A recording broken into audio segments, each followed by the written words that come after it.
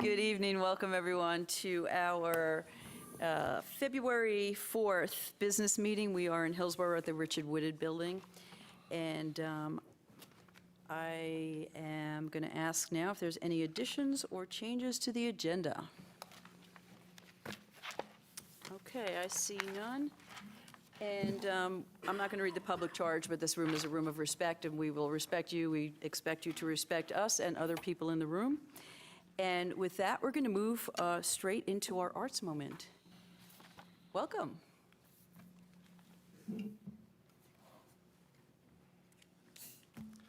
I'm delighted to introduce Nancy Peacock.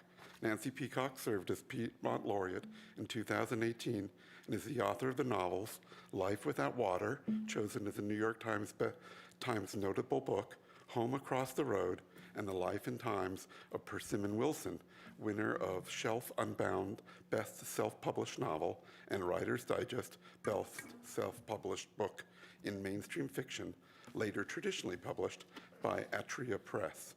She is also the author of the memoir and Writing in the Real World Guide, A Broom of One's Own, Words on Writing, House Cleaning, and Life, which chronicles the many years she spent dusting her own books as she earned a living cleaning homes and what she learned about writing from that humbling experience. Cheryl Strayed, author of Wild, says of A Broom of One's Own, quote, each essay is an engaging, well-written, funny, and poignant journey into Nancy Peacock's generous spirit, humble heart, and incisive mind. Nancy runs writing groups for women and for 16 years has facilitated a popular free prompt writing workshop now held at Flyleaf Books the second Saturday of every month. Thank you, Dan. And for everybody that doesn't know, this is Dan Levy, the Executive Director of the Arts Center. Welcome, Nancy. Thank you. Thank you for having me. This is a piece I wrote called Cookies. The door was never locked when I was growing up, but now it is. I have a key. I brought a six-pack of Coors Light, which I put in the refrigerator of my childhood home. I pick up the receiver of my childhood phone and order a pizza. I am alone. Everything is so familiar and so different. My sister and I are in charge of it all now, but we work separately, each of us coming when we have time off from our jobs. We rarely cross paths here. Our father is dead. Our mother is in a nursing home. We don't know what we're going to do with all this stuff. How are we going to distribute it and to where and to whom? A lifetime of possessions belonging to a family of 6. My father's piano is pushed against the wall between the back door and the bathroom door. The long bench my mother bought at the trading post to use as a coffee table sits on the braided rug. The antique gun hangs over the fireplace. The black and white TV with tinfoil wrapped around its rabbit ears perches on a rolling metal cart. The table where we ate dinner sits at one end of the room, covered with the plastic red and white check tablecloth, one white square colored in with black ink by me. It will be 20 minutes before the pizza arrives, and here's the plan. Go into the attic, sort through, decide what to throw away and what to keep and what to contact my siblings about. Haul it all down the folding ladder and organize it in the hallway. Work until the pizza arrives, drink some more beer, work for another hour or 2. Every time I go to my childhood home, it's the same routine: beer, work, pizza, beer, work. Only the location of the work I do changes. I tend to favor the storage areas, attic and closets and dressers, and in the dining room, the credenza, which I tackle the next night after putting my beers in the refrigerator, save one. I order the pizza, I open the beer. In the dining room, I place it on a coaster on top of the polished wood. I pull out all the family photos my mother kept loose in a drawer in the credenza. Most of them are black and white. A march of Christmas trees and snows and Easter Sundays and birthdays shuffle through my fingers. I dump them in a box and label them. From another drawer, I pull out the genealogy work my mother did, notebooks filled with her fine, slanted handwriting and photocopies of death certificates and service discharges and census records. I put these in a box and label it. I am not sentimental about this stuff. I am steeled against feeling anything at all. It's a job. It has to be done. I'm a hard-ass bitch looking forward to the doorbell ringing, looking forward to my pizza, looking forward to the next beer, especially the next beer. My empties line the kitchen counter. My old pizza boxes stack on the floor in the kitchen next to the garbage can. My mother would be horrified. In the dining room, I pull out the pale blue tablecloth always spread for holiday meals. I don't want it. Nor do I want the matching napkins or the good china or even the bad china. I can have anything I want from this house, and I don't want anything. The credenza is nearly empty now, its contents sorted and laid on the table or boxed and labeled. I kneel down on the floor and peer into the cabinet to make sure I've got everything. There's something way back in one corner that I didn't see before. I reach for it and slide toward me a round blue metal tin printed with Pennsylvania Dutch symbols. It rattles. I pry the lid off. Inside, in layers of wax paper, are the cinnamon cookies my father made one year for Christmas. The cookies are a decade old. I vaguely remember them and the tin they're stored in. Likely my mother hid the tin to keep her children from scarfing them up too quickly and then forgot about it. I pick up one of the cookies and bang it against the side of the tin. No crumbs fall. I carry the tin to the kitchen and spill the cookies and wax paper into the trash can next to my pizza boxes. The doorbell rings. My pizza has arrived. It's time for another beer, and the cookies I tipped into the trash rustle like small burrowing animals finding their way home. Thank you. Thank you, Nancy. All right, folks, we have public comment now, and this is for items that are not on the printed agenda, and you would have 3 minutes, and if you didn't sign up, if you want to speak, please do. I have one person, Annette Moore. I'm sorry, and Francis Castellio? I'm sorry. Do I need to, she's going to do an announcement. Do I need to do the? Good evening, Commissioners. I'm Annette Moore, and this is, let me introduce you to the new Chair of the Human Relations Commission, Francis Castillo. Welcome. We are here to talk about the Pauline Murray Awards. This year is the 30th anniversary of the Pauline Murray Awards. It's on February 23rd from 3 to 5 p.m.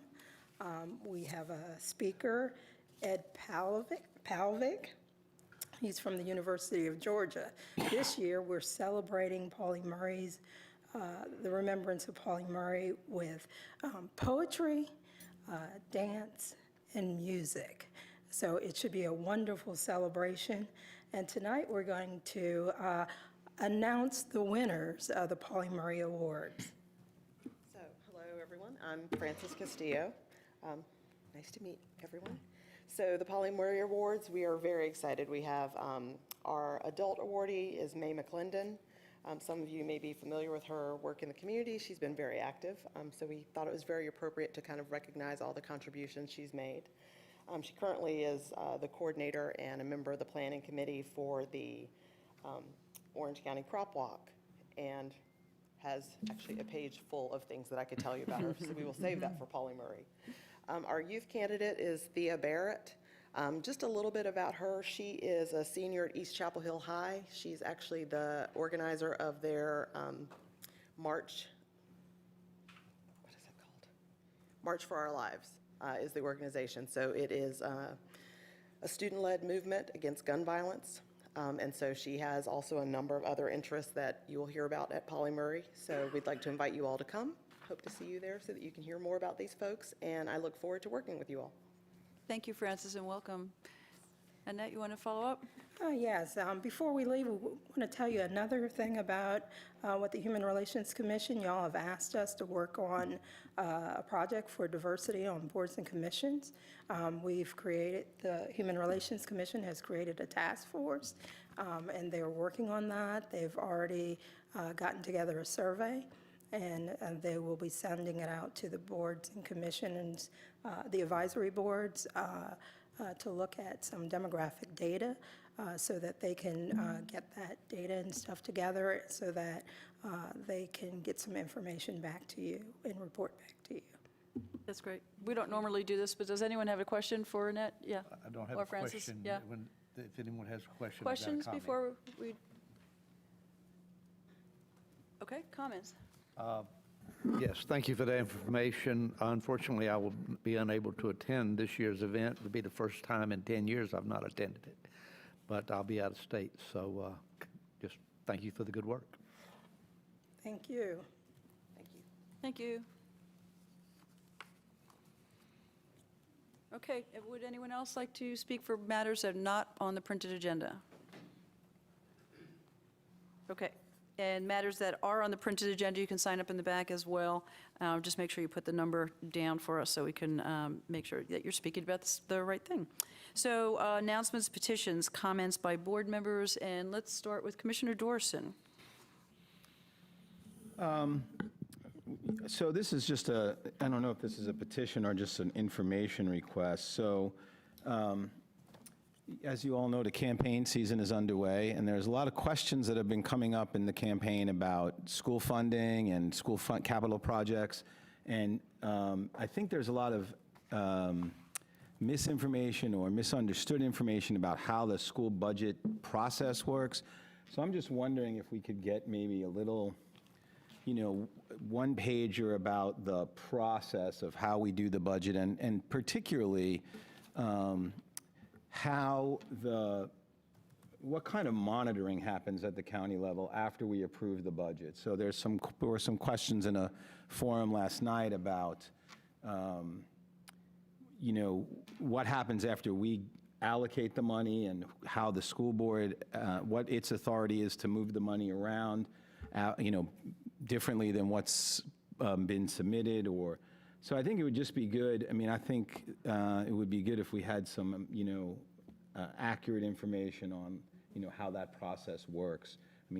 Starting from how, from the beginning of the budget process, and then after it gets passed, what kind of follow-up or monitoring or oversight, if any, or reporting back there is. So that would just be, it would be helpful for all of us. It'd be helpful for me to have just generally as a commissioner to understand that. And so that'd be great, to have a better understanding of it at least. Thank you for bringing that up. Commissioner Price? Yes, three things. First of all, this is Black History Month, and although it's, we celebrate this separately, it is a part of American history, and until we can realize that it's all one history, there are many programs throughout the county and the region, and I just encourage people to check them out and see, find out what's being done and learn about African American history. And of course, Annette Moore just talked about the Pauli Murray Award, and Pauli Murray was one such person that we should know about her history and what she has done. A reminder that the U.S. Census, the Bureau of Census still has temporary jobs that are available, and folks can apply online or contact Todd McGee. And finally, I want to congratulate David Caldwell on his retirement. He has spent many years doing things for this community, for this county, and I petitioned the board to consider perhaps recognizing him for all the roles that he's played in Orange County, and maybe we can do something in conjunction with the sheriff's office. Commissioner McKee? Yes. A while back, we had a request from a member of the public to have the board discuss whether or not this board will recite the Pledge of Allegiance. It was responded to with a letter, and then there was a follow-up request for reconsideration. As a follow-up action report, it was determined that it would be received as information. I believe that this, whether this board will recite Pledge of Allegiance or not, when they will recite it or not, and any other issue surrounding the recitation of Pledge of Allegiance should have been a board discussion item, not an information item. And I'm going to petition tonight that this request for reconsideration of that discussion be brought back to the board as an agenda item for discussion. And I think. have a comment on that. So I just want to say, I didn't know when to do this in the meeting, but the information sheet that we received, I believe is incorrect. It says that in chair, vice chair, we determined that that it would only be an information item, and I did not vote or agree that it would be an information item. I believe we said that Commissioner Dworson was going to, at some point, write a response. So what is written in our packet is incorrect. I'm simply Right, but I'm just, requesting that it come as a full-blown agenda item. Commissioner Bedford? I can't find the date right now, but there will be another job fair in March, and I'll bring the date the next time, and it'll be up in this end of the county. A county job fair? I mean, the one that DSS holds, it's more than county jobs. Right. Yep. Thank you. Can we get some more information on when that's going to happen? That'd be great. Thank you. Commissioner Markopoulos? I don't have anything to add tonight, except to say that I appreciate Commissioner Dorson's request for some clarification on the budget process and how the school staff and county staff work together and how that all comes together. I think it'd be really useful for the public. Thanks. Thank you. Yes, Got a- Commissioner McKee?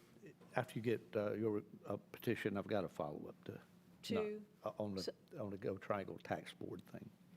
so why don't you go Okay. first, yeah? Is it, I don't have the material. okay. It's really not a petition, but the information item for the board. Commissioner Price and I attended the Go Triangle Tax Special Board tax meeting, special tax meeting. No changes were made, but we were given information. I'll make copies of that and get to the board members. That'd be awesome. Is it electronically? Can you just send it electronic? That'd be great. oh, and the video. We Yeah, should and send- there was there's a really cool video about also. Electric buses. It's really Okay. cool. Want to share that through, I'll or send if you can, you can give it to Yeah. Donna and she'll get it Okay, to us. I'll get that. I was going to bring it tonight and have it copied, but I didn't have See, time. that's what happens when you get here early. You forget, I know, you forget, I know. leave everything at home. When I get here early, my mind just fries. All right, so yeah, I also want to thank Commissioner Dorson. I think that most of the questions that we had last night in the forum supplied incorrect information. So it just leaves me to believe that either the schools don't know how we do budget or the general public doesn't know how we do budget. So I appreciate that, Commissioner Dorson. Also, I was going to follow up with David Caldwell. I went to his retirement party, and I think we should definitely do some sort of resolution or something. I think David will be back at Arena Center now, and he will be a presence there. So having him back at the community center is a good thing. And then last night also, we met a bunch of young ladies from a group called the Sunrise Movement, and Ella Cantor was the one that was most vocal, but they came up and spoke to the commissioners at the forum, and they are very concerned about climate change, and I invited them to come here. They wanted us to look at some petitions that they have, and I told them the best way to do that, they are high school students, is to actually come and address the county commissioners. So they're working up enough nerve to do that, and I'll work with them to get them here. And hopefully it'll be in the next couple of weeks, and I'll be in touch with Ella to bring her here. And that is it. That concludes our announcements, petitions, and comments. So let's go into proclamations and resolutions. And the first one is the National Register approval for Cedar Grove School and the Schlag Range. The board will consider the Historic Preservation Commission, HPC, recommendation that the historic properties known as the Cedar Grove School and the Schlag Range Hall be approved and forwarded to the State Historic Preservation Office for listing in the National Register of Historic Places, and authorize the chair to sign. And welcome, Peter. Thank you very much. One second while I get this thing going. Those of you who have been through this with me before know that this is my chance to do a history lesson, often on obscure corners of Orange County history. And so I'm going to do it again tonight, if that's okay. And I'll do it as quickly as I can. I'm watching the clock, and I get carried away. But I will take questions at the end if you have questions. And briefly, as the agenda abstract describes, I'm bringing at the request of the Historic Preservation Commission, 2 proposed National Register nominations, one for the Cedar Grove School and one for the Sly Grange Hall. And the Preservation Commission is especially pleased to bring these 2 before you because they are diverse and unique in terms of how they portray the history of Orange County in very different properties, and both are very much tangible reminders of very important aspects of community history, one for the Cedar Grove African American community and one for the agricultural community in the little community of Sly up on 56. All right, let's see if we can get these going here. All right, everybody see okay? Good. At its regular meeting, the Historic Preservation had, as required, a public hearing and heard from supporters of these nominations and did approve a motion to endorse these as we are asking you to do tonight.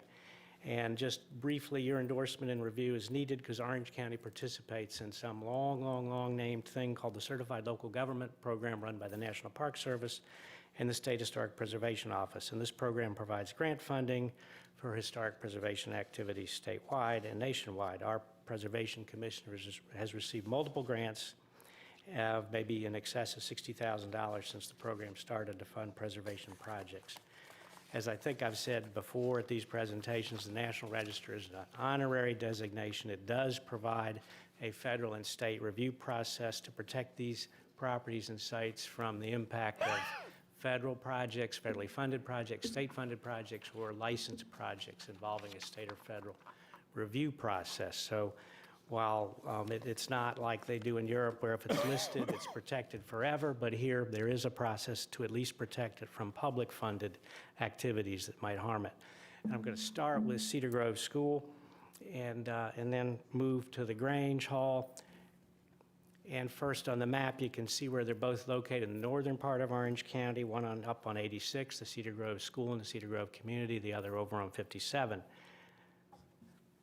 Cedar Grove's story as a school started in the late 19th, early 20th century when Orange County Board of Education started providing some level of school buildings for black students in the county. The first school in Cedar Grove was a log school that was dilapidated by 1915.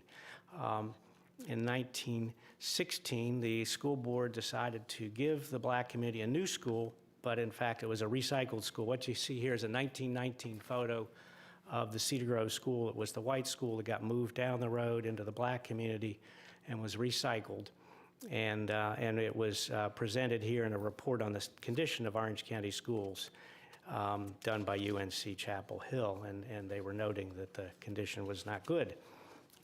This pattern continued of poor funding and overcrowding in small 1- and 2-room schools up into the 1950s when Cedar Grove School was built.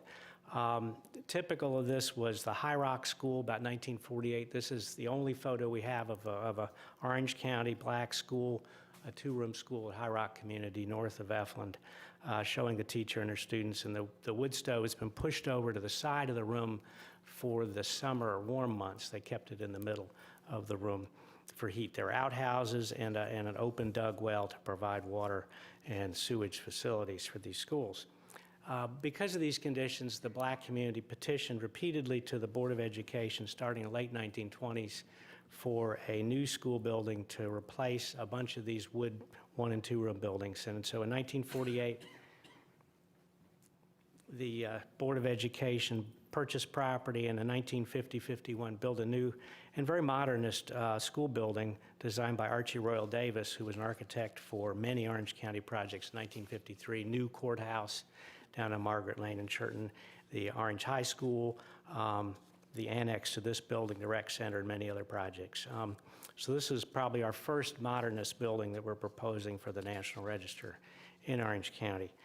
Cedar Grove School was brought to its high level of operation by a very capable group of principals, all graduates of the historically black colleges and universities in the state. And pictured here is the second principal, Harold Webb, on the right, with Paul Carr, the superintendent of schools, in the middle, and George Venable, another teacher, presenting them with some awards and congratulations. He's leaving Cedar Grove in this photo to go become an official with the State Department of Instruction, Public Instruction, to run the Title I program. He was later appointed by Governor Hunt to be the Director of State Personnel Office, the highest African-American office in the state in the 1970s. It was a major achievement. Harold Webb was also a Tuskegee Airman back in World War II. But principles like these made the school what it was, created music programs. Here's the Tonette Band shown in their uniforms up on the stage at the Cedar Grove School around 1960. They had a rhythm band that played rhythm instruments. They went on field trips, and they really turned it into a very, very high-performing school. As always, everybody got their report card, and here's a great artifact that one of the graduates brought in, Charles Beasley's report card, and he's got Harold Webb, the principal, signed it like they did back in the old day, and then Elizabeth Rainey, the homeroom teacher, who was Millicent Rainey's mother. Some of you may know Millicent Rainey, so it's a wonderful artifact to have. And so by the 1960s, Cedar Grove School was running strong. It's a very proud institution. Here's the 8th grade group of girls at the social they held every year in the 8th grade. They also had a maypole celebration that you've probably seen recreated there at the grand opening ceremony.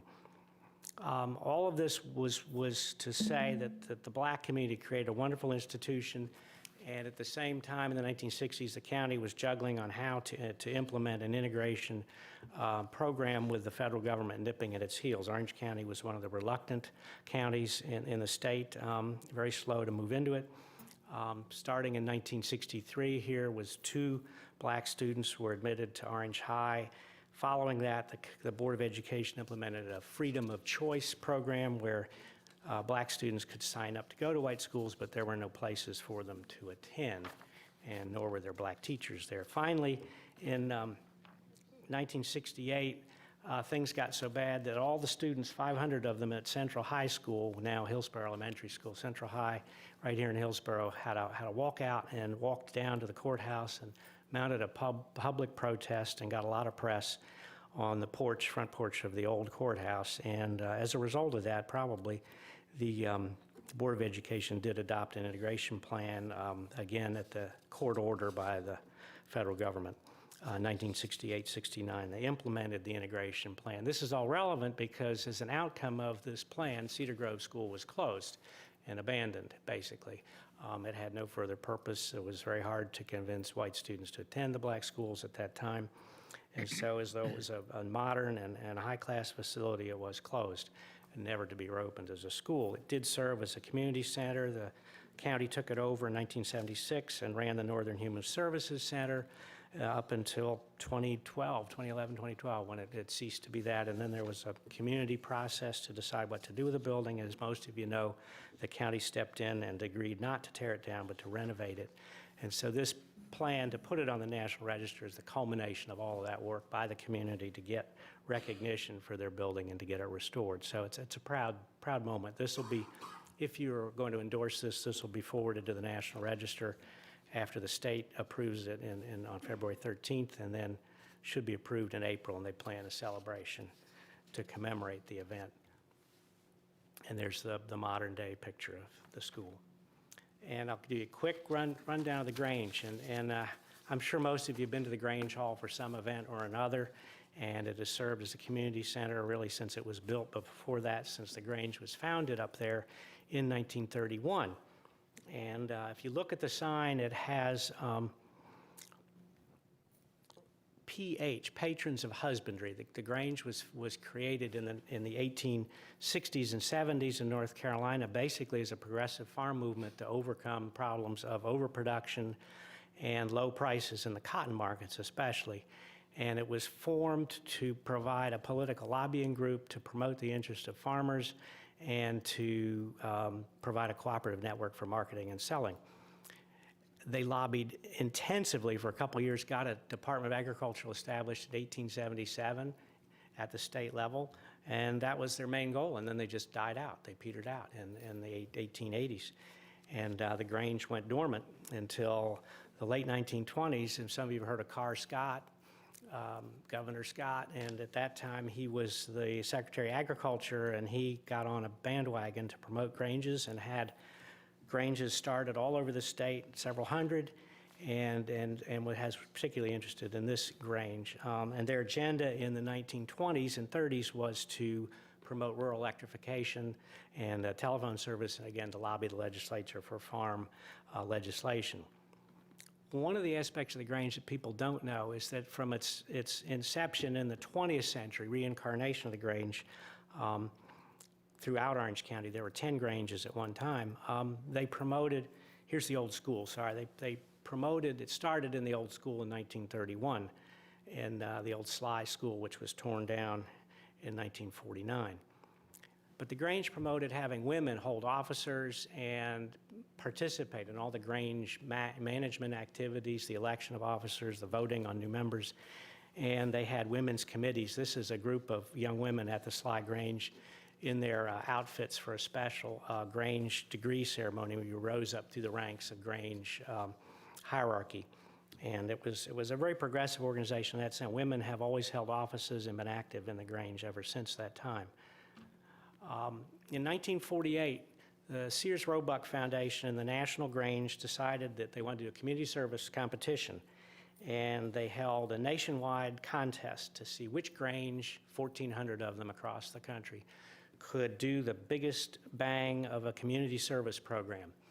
And they put out the word, and the prize was going to be a new Grange Hall, a modern new Grange Hall, built, all expenses paid by Sears and Roebuck, complete with dishes, furniture, curtains, you name it, all of the bells and whistles.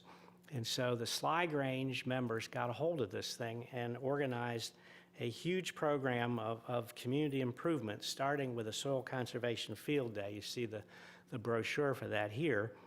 And held all these events in the Sly community in northern Orange County.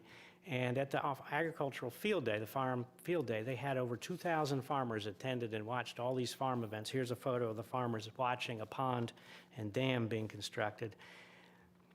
They volunteered and helped the phone company build phone lines. They got each farmer to donate their cedar trees for the phone poles and pine trees for the phone poles, and then erected the poles, and then helped the phone company run the lines. They did a family program to promote family togetherness and built children's playrooms in the Grange halls. They did at Sly. Here it is in the old school building, a family night with people smoking cigars and the kids playing right behind them. It all happened there at the Grange. They did beautification at houses. They made special mailbox poles you see here at the Wilkerson's house up on 57, which and then did so many things that when they submitted their application, the judges of the National Grange flew to RDU, or Raleigh Airport then, and came out to inspect all the projects that they did. And there's Sears and Roebuck officials and National Grange officials all lined up in front of the airplane. And they won the Grange Hall at a National Grange meeting up in Portland, Maine. The award was announced, and 1,400 Granges, little Sly Grange, beat them all with their amazing program. And it was big news all over the state and the nation at that time. And the advertisement from Sears Roebuck was this beautiful drawing of a fine new Grange Hall designed by a famous Atlanta architect and a recreation engineer who'd done many rec buildings in North Carolina and across the South. And it was a big event. Well, you couldn't get steel or brick or anything in 1948-49 for any amount of money, so the costs ran very high. So they had to scale the building down a little bit and modify the design a little bit, but you can see the core is in there somewhere, just tuned down a little bit. But it's been a wonderful facility ever since. If you've ever been there, the great dining room or assembly room, the auditorium, fine kitchen that serves at least 100, and a great ball field out back that is used very regularly for a lot of community activities. And it's rented and used actively all the time. And I think in your package, you had links to the National Register nomination reports, which are pretty long and detailed, but some of you have been known to get in those before, so I hope you had a chance to at least skim through the history part. The architectural stuff is pretty dull. So that is my overview of those properties. I always like to have a chance to show them to you. And the folks who wanted to appear before you tonight came to the Historic Preservation Commission public hearing instead because they couldn't attend tonight, so they apologize for that. So we hope that you will sign the letter recommending approval of these, and then we can forward that to the State Preservation Office and get these put on the National Register. Thank you, and I'm happy to answer questions. Thank you, Peter. Questions? Comments? Commissioner McKee? Yes, thank you for that history on both of those projects, because both of them are very important to the county.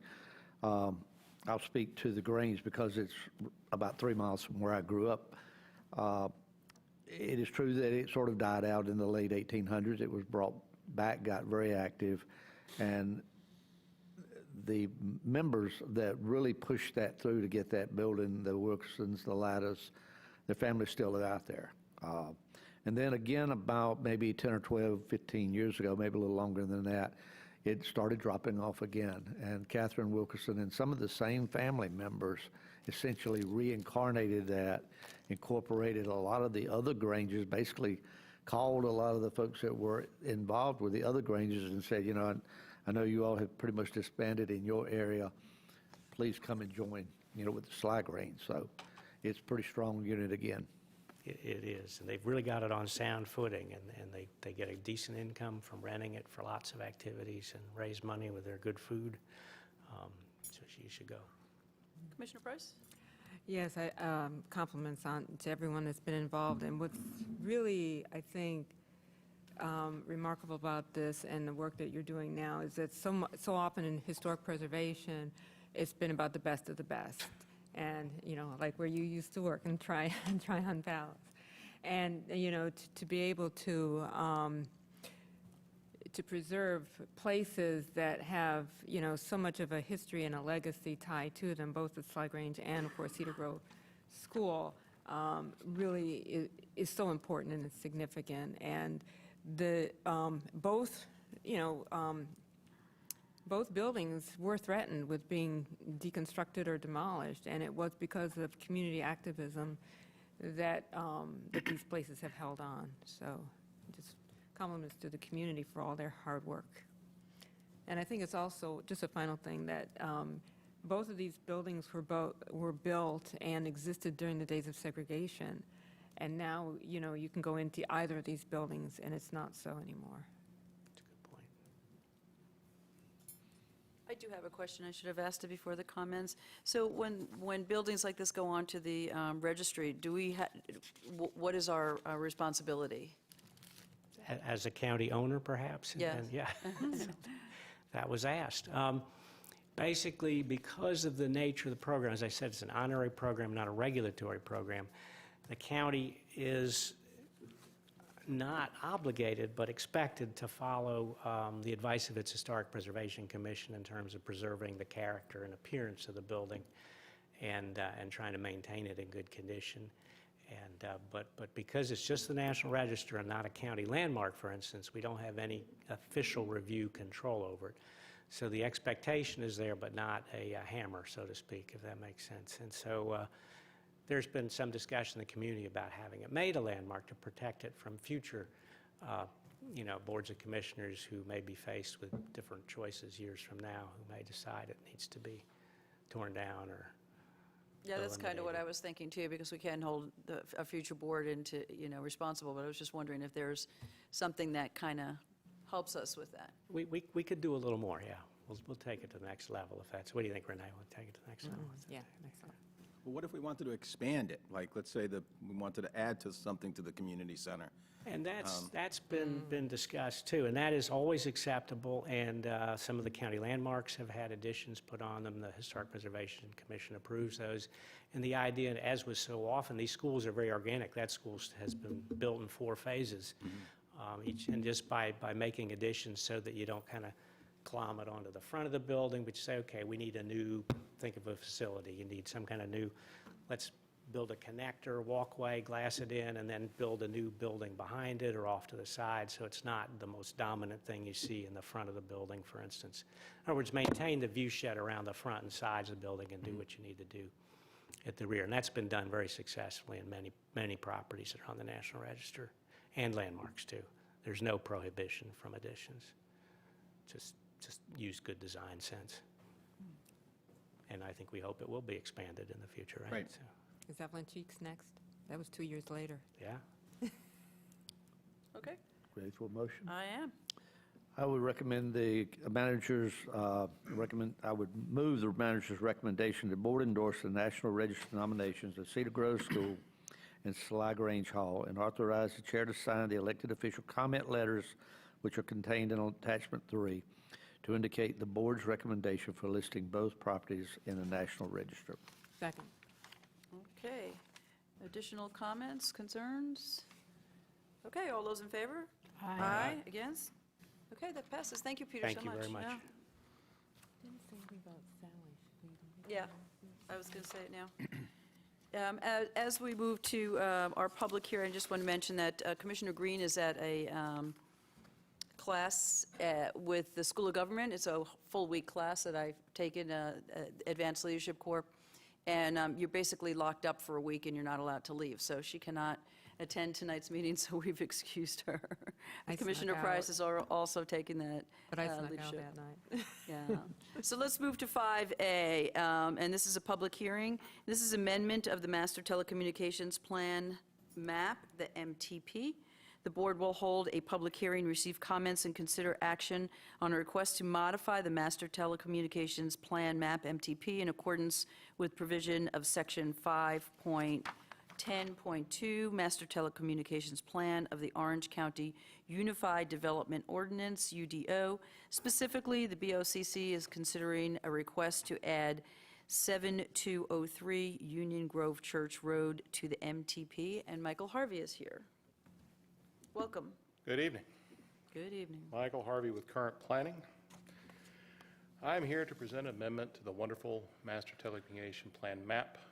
I believe there's a couple of you on this board that may have been with me in 2011 and 12 when we first adopted this and did a modification, so I'm going to go do a very brief background history. I think the abstract provides you, at least my hope, is the abstract provides you with sufficient information for you to be comfortable. There are 5 attachments. Attachment 1 is a copy of the actual current telecom map listing 15 properties. Attachment 2, beginning on page 6, is a synopsis of the major components of county's telecommunication regulations as embodied within the Unified Development Ordinance. Attachment 3 is the public hearing legal ad. Attachment 4 is the vicinity map for the property in question. Then attachment 5, beginning on page 13, is the actual resolution we're going to be asking you to approve tonight.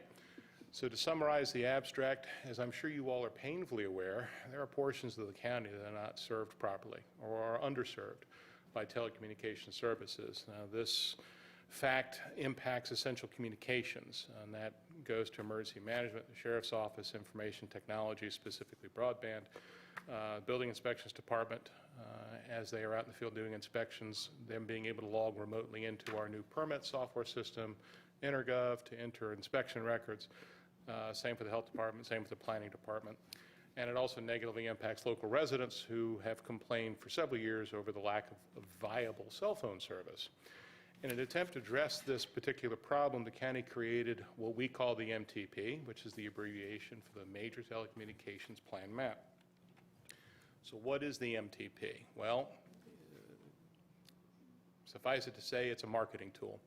It's a document that the county staff use to work with telecommunication providers in order to identify areas where property owners, and that includes county properties, it includes volunteer fire departments and private property owners, have indicated an interest and willingness to negotiate the location of telecommunication towers on their property.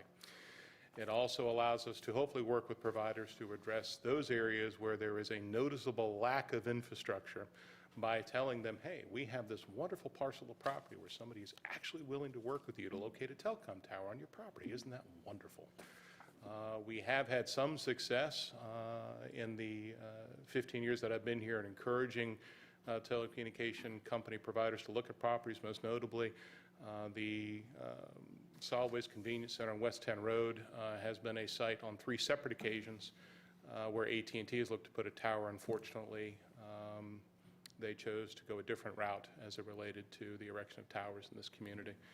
I also will point out, and I think it's important to note, this is one of the proactive steps the county does take to try to help work with local developers in terms of identifying locations where infrastructure is necessary or needed, and provide them a path forward that we hope is palatable to not only them, but the general public at large.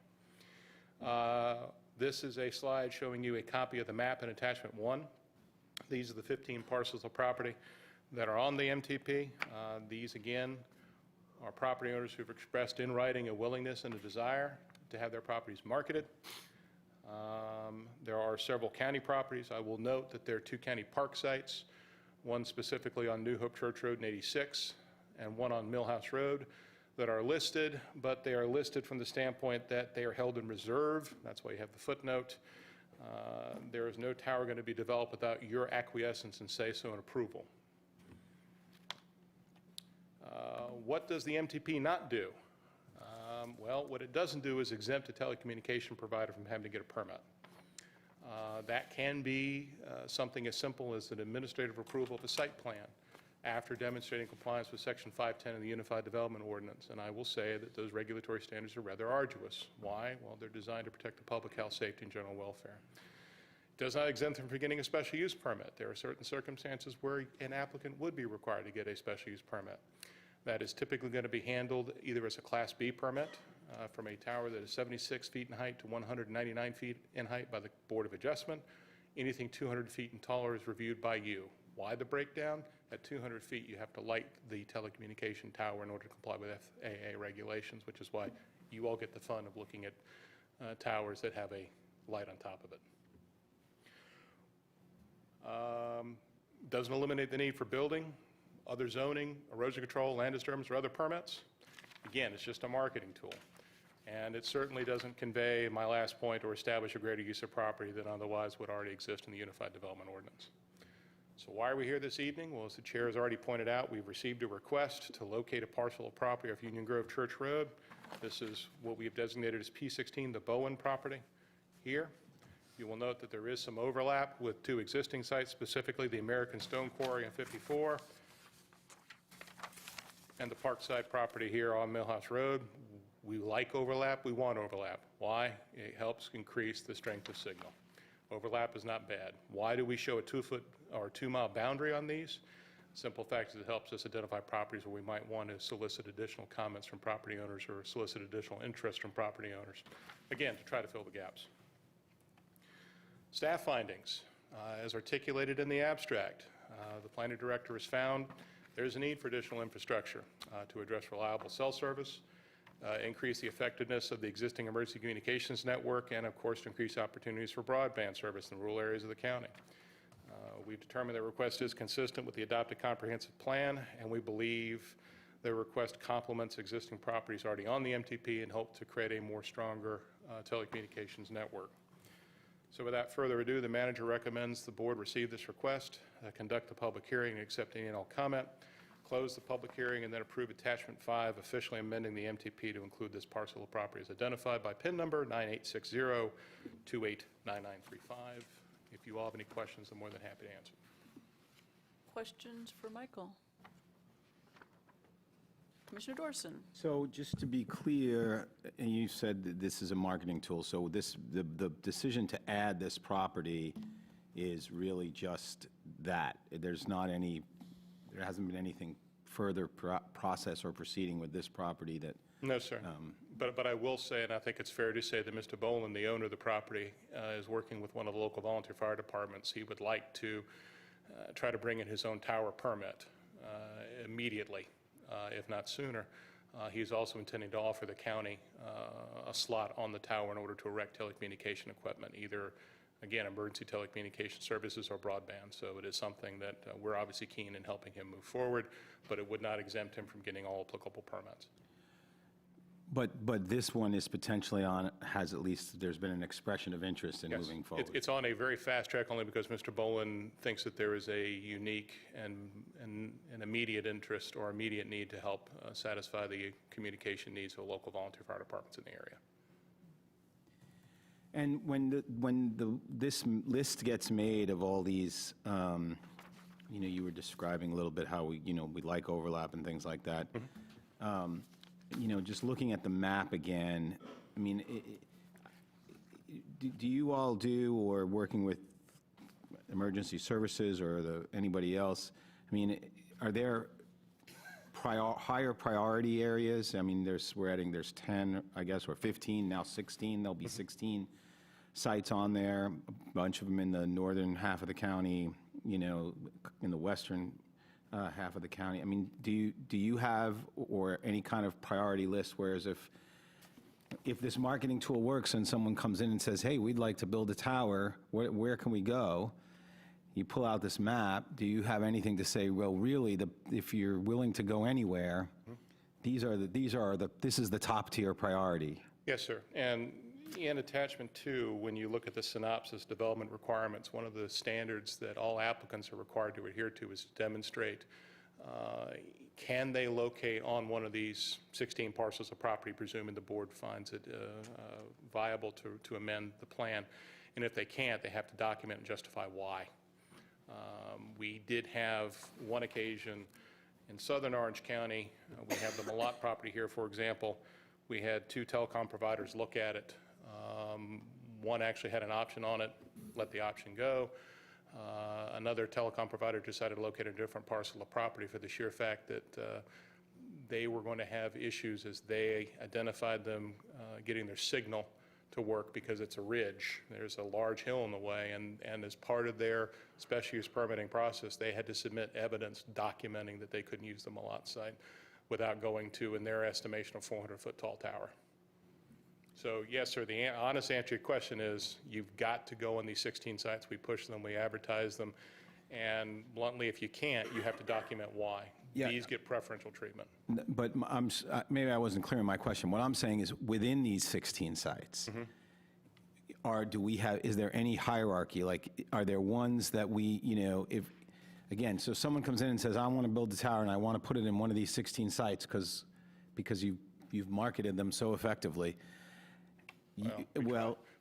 I'm being a little glib, but because you've made it clear that this is where we want them to go, and there's different regulatory hurdle if you're not in one of those. I'm just saying, are there priorities within those 16 that we would want to, steer people towards or incentivize in some way because there are more significant gaps in certain areas of the county versus others? The direct answer is we don't have a hierarchical ranking of the 16.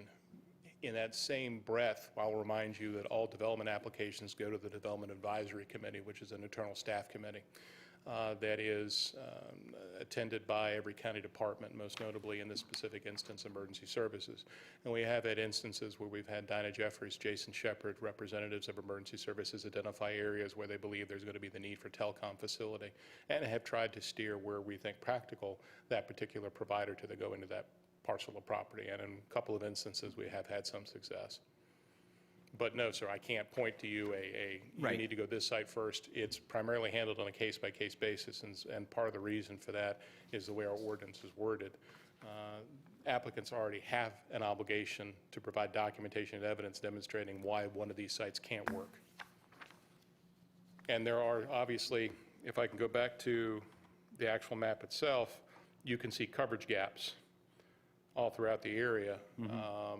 If we have a tower going to one of those coverage gaps where maybe we don't have a property owner that has indicated an interest, we obviously want to push those areas where we don't have a willing partner that's denoted on the map, but we have a need. And we've done that in a couple instances as well.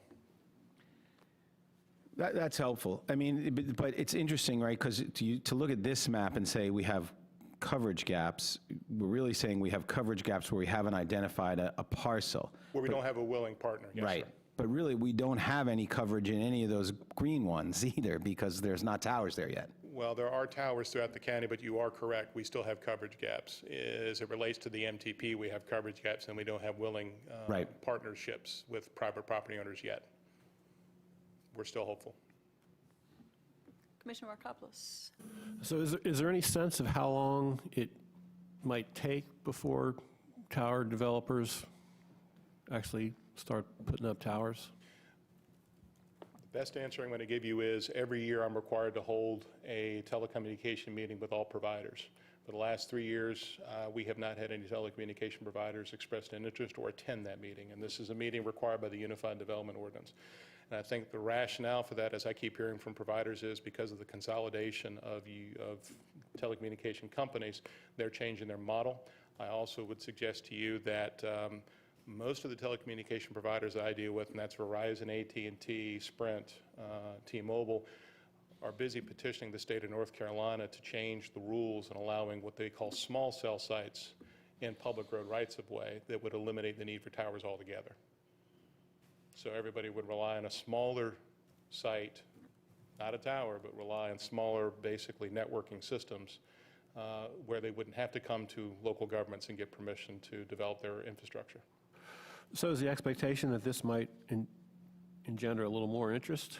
My hope is engenders a little more interest. I think the reality is that with continuing changes in technology within probably the next 15 to 20 years, the telecommunication tower industry is going to see a massive change in how they handle their business and in how they develop and look to install their infrastructure. As I indicated, there's a lot of effort at the state level, North Carolina specifically, where they are attempting to encourage and promote the location of infrastructure in public road rights-of-way on top of either utility poles or small cell sites in the right-of-way, and they're trying to work with the Utilities Commission to get themselves designated as a public utility versus a commercial entity. So we're still pressing forward with what we think is the reasonable effort, and hopefully people will start taking advantage of us. We're still hoping that we can convince a couple providers to take another look at the Walnut Grove community site, which, as I indicated, we held 3 balloon tests on the property in preparation for the erection of a tower, and unfortunately, in all 3 instances, the provider decided to change their marketing strategy. And let me just add, that was at their expense, not the county's expense. Commissioner Dorson? So last week, we heard from Jim Northrup about the broadband project and problems that it was having because of trees and being able to go over trees and the need for more towers or higher,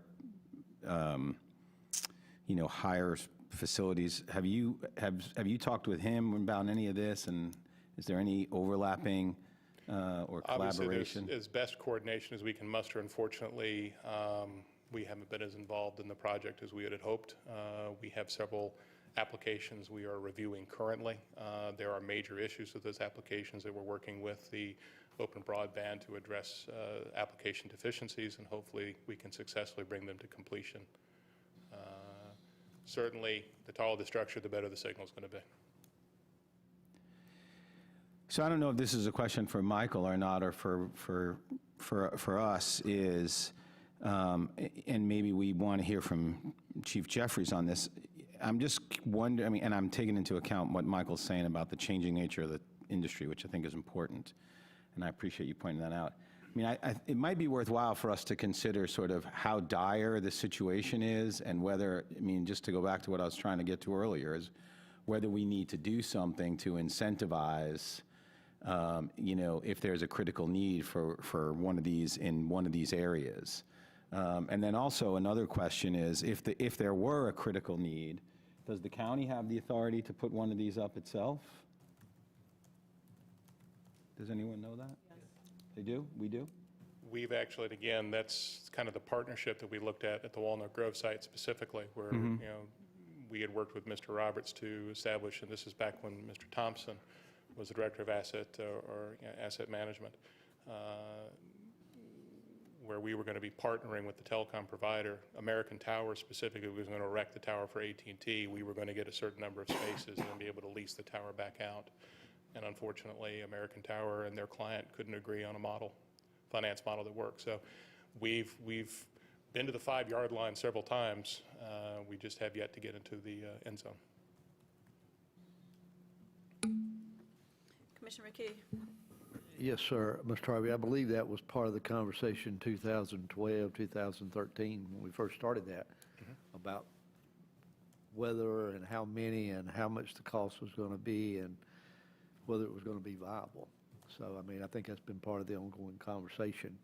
I agree. Not as much lately, but in the initial incarnation of this about the towers and whether it was tied into a conversation with emergency services, an emergency services work group. We have I think, a stellar working relationship with emergency services, and we try to coordinate where best is humanly possible. And my hope is that as we continue to get interest, we can provide both emergency services and ultimately Orange County Sheriff's Department, who has probably the same problem, I'm making an assumption, address any emergency communication needs. Commissioner Dorson, do you want to possibly think about putting this on a work session? Yeah, I mean, I think it would be worth maybe just getting some information back from the Sheriff's Department, Emergency Services, and Jim Northrup about, just the urgency or how critical it is to have this infrastructure in place. I mean, it sounds like the planning department's doing all they can to sort of engage these private entities. And I'm just wondering if, A, there's anything more we need to do, or B, whether we need to, re-examine that process of some kind of, public-private type of thing, or just the county doing it. And I mean, I'm just thinking about that map and thinking about, and also thinking about, the broadband issue, which has been a priority for the board for a long time. So, and that obviously impacts schools and, and access to economic opportunity and things like that. So, Commissioner Price? So clarification, are you suggesting that we not approve this now? And no, I think we can approve this because I think of what it is it's not inconsistent with what I'm suggesting. Okay. Yeah. No, I'm fine with that. Okay, so I need a motion to open up the public hearing. So moved. Second. Okay, all those in favor? Aye. Against? Okay, it doesn't look like we have anyone here to speak about this. Signed up to speak. No one has signed up, so we need a motion to close the public hearing. So moved. Second. And second, all those in favor? Aye. Aye. Against? Okay, so what we're asked is to approve Attachment 5, amending the MTP to include adding 7203 Union Grove Church Road. I have a question. Question, yes. I see Jim Northup here in the audience, and I don't know if he wanted to add anything, but, or if I said anything that was inconsistent with what he said last week. How about if we bring back information on this? I think just to give us time to prepare and talk about it. Thank you. That'd be great. Okay, so we need a motion to approve Attachment 5. Move to manager recommendation. Second. Additional comments? All those in favor? Aye. Aye, against? Thank you, Michael Harvey. Thank you all very much. Appreciate you being here. And Commissioner Dorson will work some information in or do a work session. I think it's worth going back and talking about again, so. Okay. Thank you for raising that. Okay, folks, we're going to move to our regular agenda item, which is 6A. And as Brendan is making his way up to the mic, I just want to tell you, I spoke to mostly everybody before the meeting. Before the meeting, we had a little bit of a change. We're going to get our presentation, and this the board is going to receive a report on climate change mitigation projects that could be funded through the FY 1920 Orange County Climate Action Tax, and the initial ranking of the projects by the Commission for the Environment, and consider voting to approve funding for the recommended Climate Action Tax project for FY 1920 as outlined in the attachment of the report. Tonight, Commissioners, we are going to consider the first two recommendations. The second two, which are the rooftop solars for Orange County Schools and Chapel Hill Carrboro City Schools, we're going to let the schools have a little bit more breathing room on that, and then possibly bring that back in 2 weeks. So, Brennan? Okay. Chairman Rich, Commissioners, good evening. My name is Steve Arndt, and I'm the county's Asset Management Services Director. Sustainability is one of the many areas for which I have some past experience and current responsibility. I am fortunate to have Brennan Bauma, the county sustainability coordinator, on my staff to provide the hands-on leadership of the county's many sustainability-related initiatives. Brennan became Orange County's first sustainability coordinator at the end of 2014 and has more than 16 years of experience in the sustainability field. Tonight, Brennan is going to report to you regarding the proposed allocation of the quarter-cent climate action tax. Without further ado, here's Brennan. Thank you for that intro and welcome. Thank you, Steve. And Commissioners, this PowerPoint was sent to us with our agenda, so you should all have it. Good evening, Commissioners. Chairman Rich, thank you for having me tonight on this agenda to discuss the recommended climate action tax projects for this year. So as you recall, the climate action tax is an additional quarter-cent property tax that you approved in June to expand the county's climate change work. It is expected to generate over $469,000 per year for additional climate action. The Commission for the Environment, per your instructions, scored an initial list of projects using a formula that weighed racial equity as the primary factor. This process has now been completed and is outlined in more detail in that report in your agenda packet. So we're now tonight asking for your approval of the recommended projects that they scored. And implementation would begin following that. So as you know, the county already has a long history of climate action, and I won't go through all of these. There's more than what's shown here even. But I'll point out these two just to highlight two major things that are driving a lot of the current actions are the county's commitment to align with the emissions reductions in the Paris Climate Accords, as well as the county's a commitment to transition to 100% renewable energy by 2050. And as I mentioned, that's driving a whole array of different projects that are going on right now to reduce our own impacts and those of the county residents, and to prepare to be resilient for against any climate impacts that Orange County might experience. And it's within this context that the climate action tax is going to be adding additional resources to expand on this work. So per your instructions, the Commission for the Environment used a formula prioritizing racial equity to score all of these projects. So you could see racial equity, could give up to 3 points per project. The next two, I'll point out, are weighted slightly higher than the remainder because they're the other two elements of the sort of three-legged stool of sustainability with racial equity, environmental quality, and economic efficiency. So here are the projects in rank order per the Commission for the Environment. You can see that the projects are expected to use all of this year's climate action tax funds. They also avoid confusion with the county's capital investment plan, which already has a lot of ongoing investments for sustainable operations. And so these projects are focusing outside of county operations.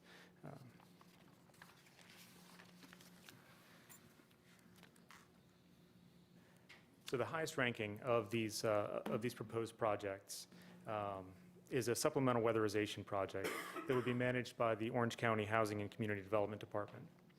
It will leverage existing partnerships with the Orange County Home Preservation Coalition and the Orange County Affordable Housing Coalition. This project recognizes that low-income households spend a disproportionate amount of their income on their energy bills, and that often relatively low-cost fixes to seal up or insulate the building can increase the ongoing affordability of the home and the quality of life for the home's occupants. Our coalition partners listed here are already serving residents in rental units, mobile homes, and single-family houses, and this project will help to provide them with additional resources so that they can all increase their energy efficiency work. Second highest ranked project was actually created by the Commission for the Environment, and that is an LED light campaign. In their State of the Environment report for 2019, the Commission for the Environment stated that in Orange County, low-income households are spending up to 14% of their total income on their energy bills. And this project will focus primarily on distributing LEDs to those low-income families. They are a simple to install technology, and they provide recognizable energy savings. And yet, the U.S. Department of Energy estimates that only about 15% of households across the country have replaced their light bulbs with LEDs. Certainly, anecdotally, I found that to be the case myself. So we aim to distribute LEDs primarily through two existing county programs. The Low Income Energy Assistance Program, or LIEAP, which is run by the Orange County Department of Social Services, as well as the Family Success Alliance with their affiliated network of nonprofit partners. And this program is designed for LEDs to be given out to interested participants who fill out a brief pledge form. And that pledge is going to allow us to allow them to indicate the number and type of bulbs that they're interested in replacing, or that they will replace, which will allow us to then therefore track program impacts and make sure that we're backfilling, as with supplies as the LEDs go out.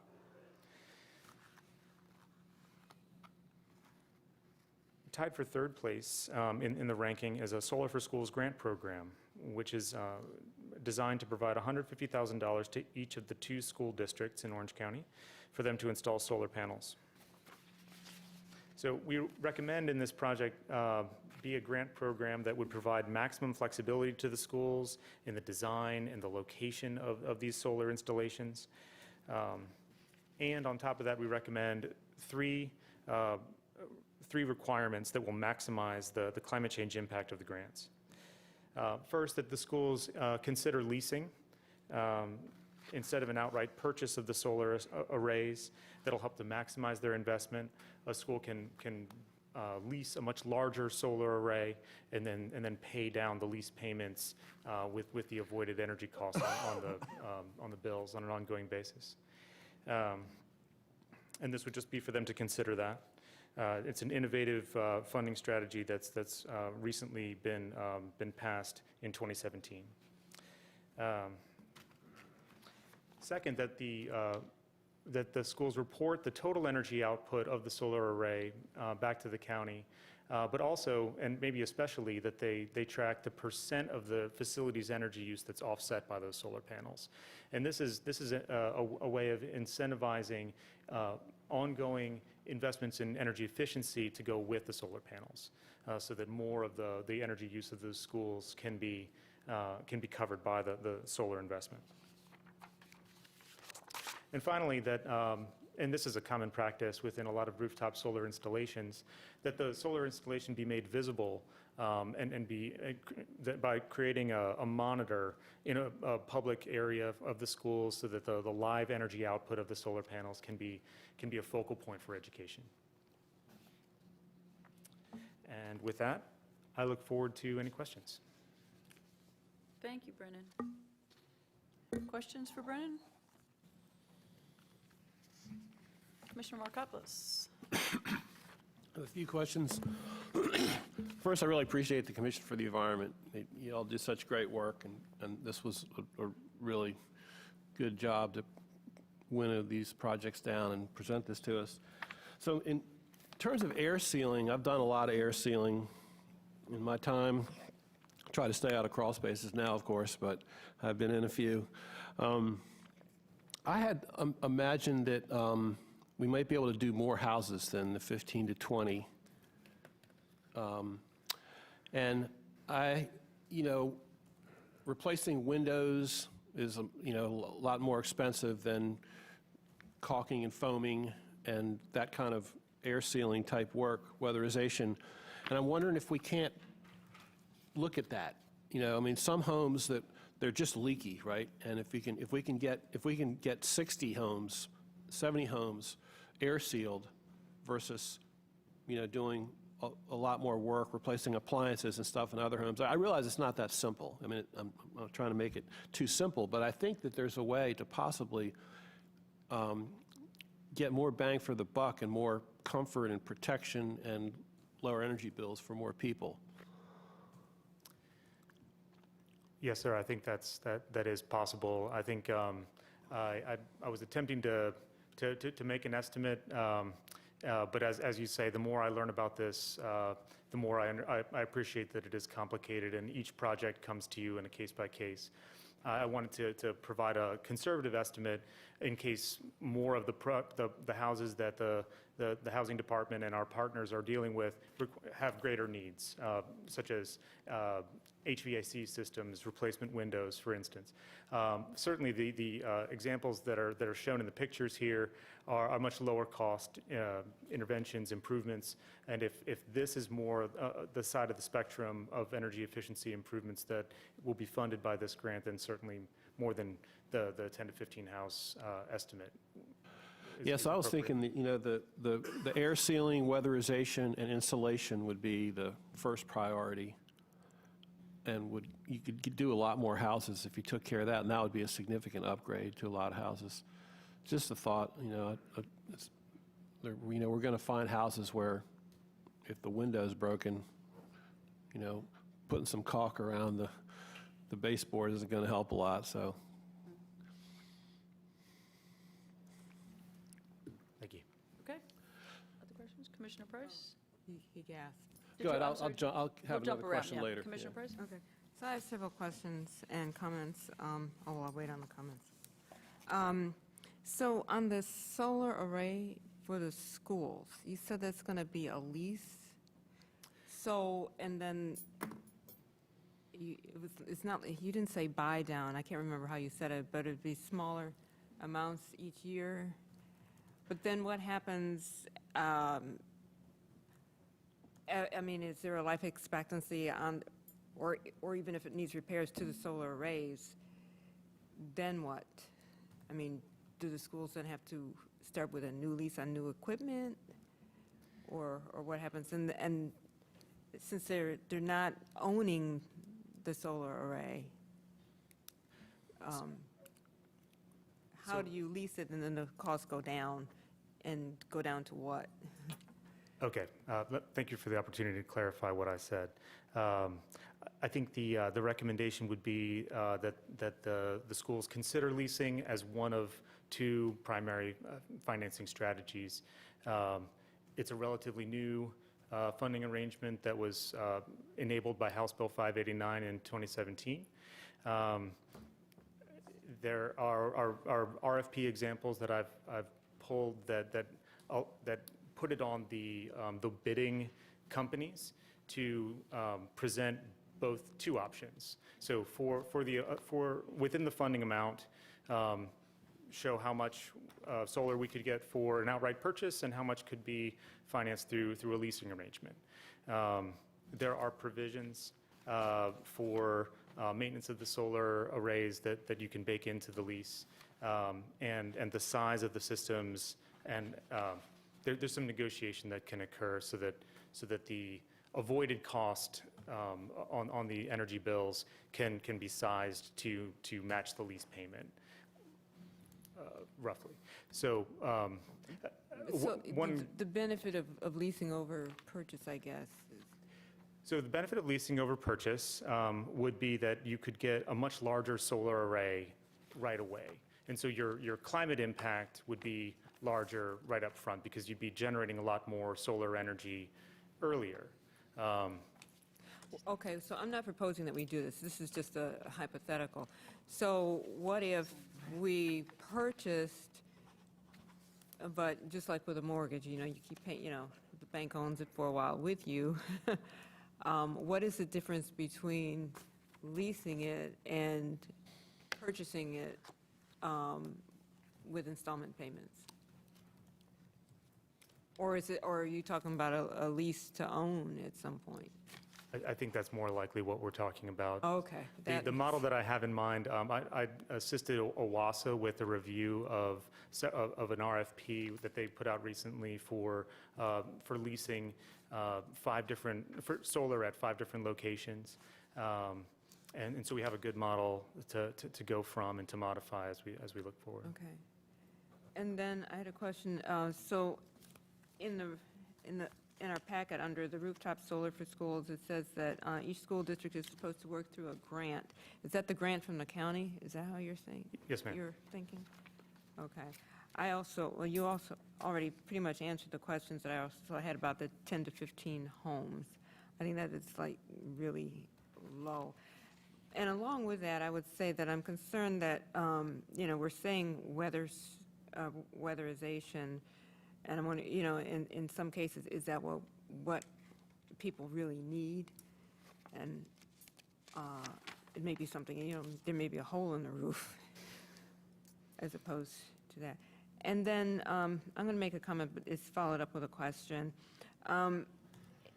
This proposal, which is very good, but when you get to the criteria, and I know this goes to the Commission for the Environment as well as staff,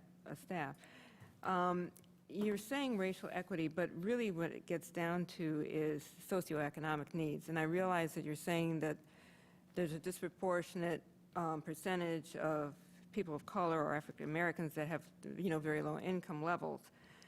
But one point I want to make is that black does not equal poor, and it's very disturbing every time I hear that kind of reference. But even so, when you looking at the graph, there are people of color and white people that are living below the poverty line. So how are when you're saying racial equity, how are you going to assure that minority households take advantage of this program? Because it's based on income.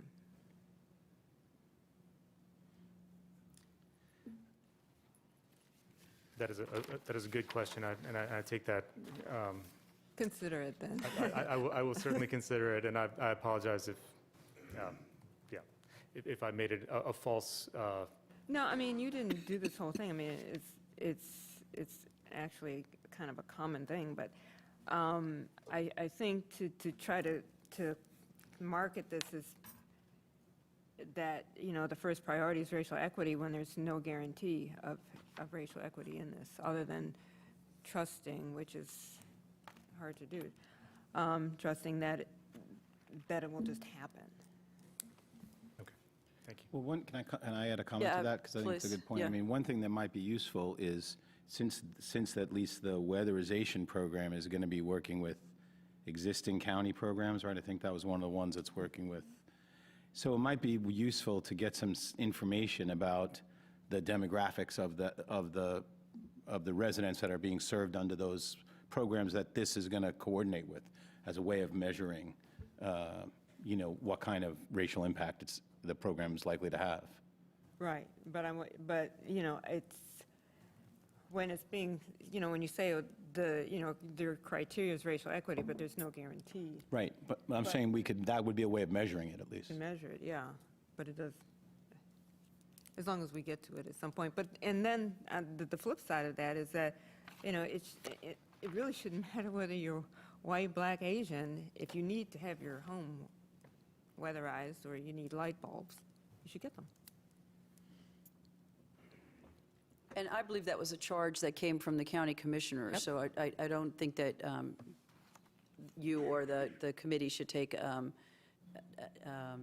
responsibility for that. I think that was how that was handed down to you. So that just seems like it needs to be fine-tuned. We could change it to economic equity. Economic equity. Yeah, we just need to redefine it. Socioeconomic. We can include racial equity and, economic equity also, and we could have it both in there. Well, really, the way this is done, it's really socioeconomic. When you look, I Right, mean, we once know- you get yeah. past the description and you get to how it unfolds, it's really socioeconomic. Right. Commissioner Bedford. So I asked Commissioner Green to send me a link to the email with the actual motion that we approved back in June. And it does say, according to a formula that weighs the social justice and racial equity impacts. So I think we'll be covered, but that Commissioner Price's point is very valid, that how do we make sure that the racial equity piece is covered as well? Yes. Commissioner Dorson. So I want to ask about, appreciate that there is, at least in some of this, it seems like certainly in the solar panels, there's a provision, it sounds like, for monitoring, right, determining how effective the program is. That's how I read that. And I know that there's the light bulb one has a pledge which is going to ask people how many light bulbs they change. But I wonder, and I don't know if this is true for the current weatherization projects either, but whether there is any assessment done sort of before and after, right? So this home, here's what their energy costs were before we made these weatherization improvements. I mean, I think we all know that if their houses are weatherized, they'll realize some savings in their heating or lights, electric, but I just wonder, if there's a way we can, we can document or monitor that, either by asking participants if they'd be willing to share information, 6 months after the weatherization project is done, have they experienced a lowering of costs? I don't know how else we could measure it, but something like that I think it would be helpful. And I think the idea also, not only for us to be able to say how well the program is working, but just like you have in this school thing, this idea that there's an educational component to it. So we can, when we're talking about this, we can say, here's how many houses, here's what the impact were on the people who live in those houses. And because there's an element of this whole program that there is some offsetting revenues, right? That there's some savings for the schools, if they're able to draw from the solar energy instead of from Duke. If there's, the expenses to the homeowner. So if there's a way, I think that just closing the circle on what the project is designed to do. Would be good. I'm not exactly sure how we could do that, but I would think if there's some way we could, I think that would be useful. And then I was getting a coffee refill when you started the conversation, Captain, but is the plan that on the school stuff, we're going to hold that open and it's not going to be determined tonight and there's going to be some subsequent meeting with the schools about this? That's correct. Apparently, even though conversations happened with the schools, the conversations didn't happen at the top level. So they just wanted to have some extra time just to review it and maybe even come back with a little bit more information of recommendations for what schools it would go on. At what level do you engage the kids? I mean, it could be little ones all the way up to high schools. McDougal has a solar panel on it already, which I believe is just outside the front door. Yeah. And then, so there are, I don't know if is there one out in the county? East Chapel Hill High has Chapel a Hill small has array one, that small Duke array. Energy Yeah. put on there. So we just need to talk with them and make sure that we're on the same page with them, and hopefully it won't take more than 2 weeks. Is that correct, Ms. Manager? Yep. So that's the plan. They just weren't ready for this, and or not aware that it was coming up so quickly. And the idea is that and maybe this is pending based on what they say, but the idea is it would be at 2 schools, that it wouldn't be like what they have at McDougal where they put one thing over here and one thing over there and one thing over there. The idea would be to have a rooftop, whatever they could get for $150,000 on school A, and then something similar on the school A in Orange County.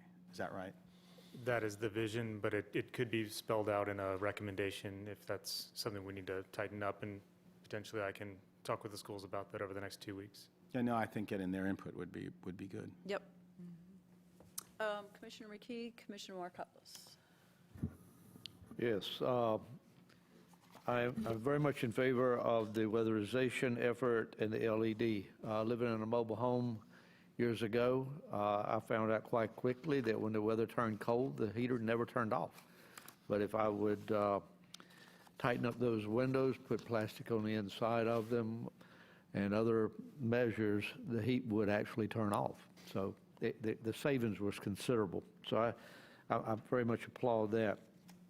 To be quite honest, I found the backup information on the school solar arrays woefully inadequate. I had a lot of questions that I was going to ask tonight, so it was a relief for me to walk in with the intent of trying to delay those 2 items and find out that there were other board members that also had some concerns and we're open to taking a short step back to get some more information and get more buy-in from our school partners.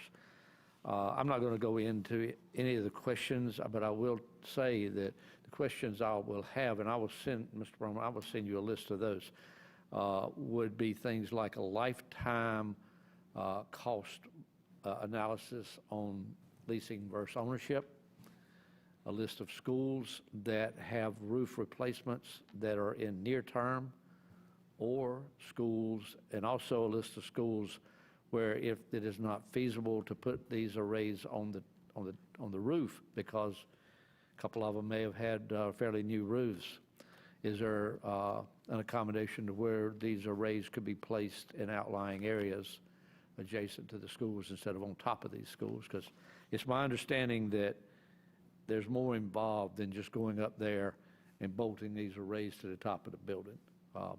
Maybe compromising warranties on roof material. There may be weight factors. I don't know. That was going to be the gist of a lot of my questions. So I'll send you a list of questions that I would have been asking tonight. Thank you, sir. That'll be useful.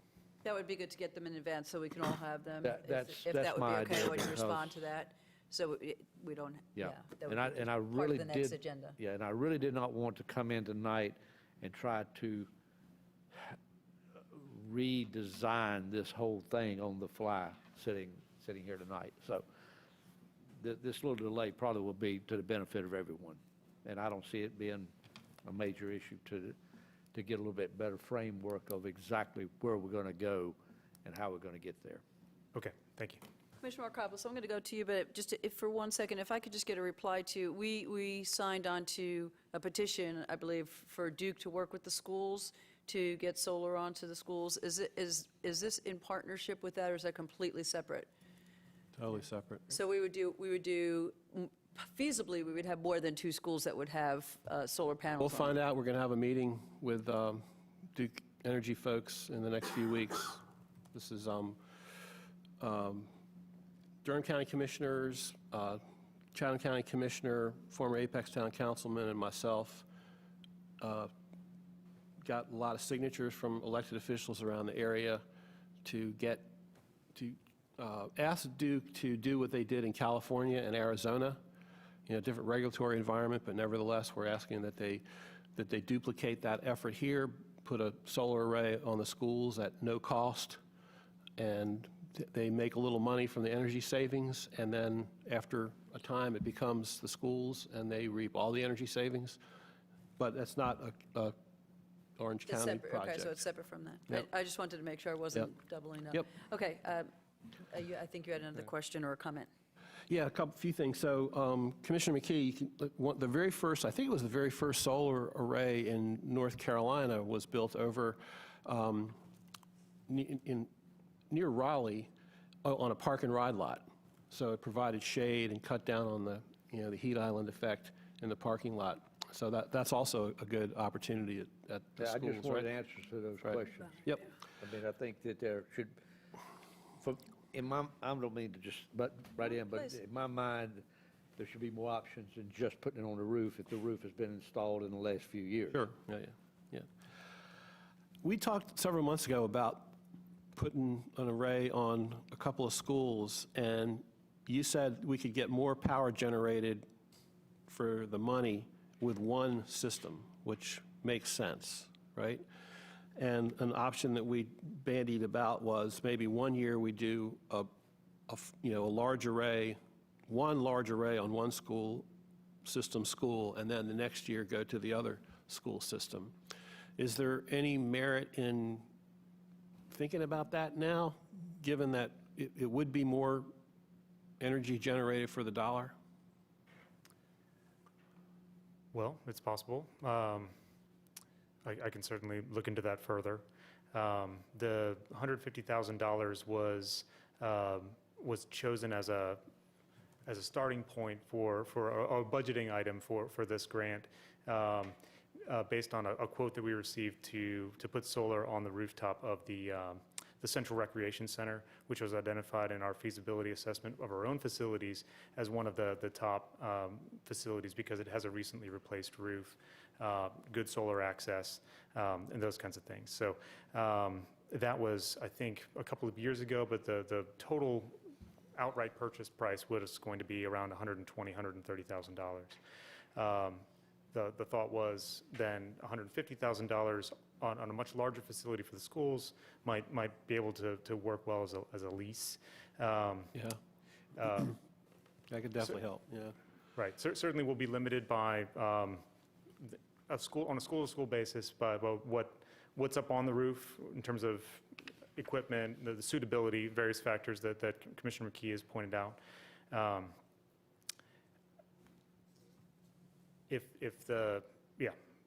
I think part of the discussion in the Commission for the Environment was wanting to make sure that we preserved equity between the two school districts, and I think that was the intention between splitting the solar funding. Yeah, there's a lot to be said for that. I mean, especially this first year. I mean, it'd be a really great way to start to have one in each school system. I'm just curious if the amount of energy generated for the cost was significantly higher, that it would be interesting to know that and think about it, you know? Okay. So a couple of things, and Commissioner Darson touched on this some about, you know, getting information on the weatherization, and I know that we'll do this, but I just want to highlight how important it is for us to be keeping careful records and making a really good analysis of this. I know that it's going to make a difference, but I want to be able to cite some statistics when people ask about it.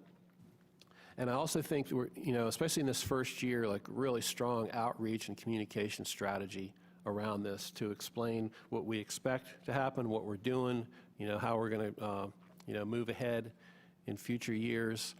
And I think it's going to, I know it's going to be really successful in a lot of ways, and I think we need to communicate that to folks. I mean, I know a majority of the people in the county support it, but there's a lot of people that are skeptical, and I think we'll have the information and the experience to be able to, you know, really explain the successful nature of what we're about to do and will do.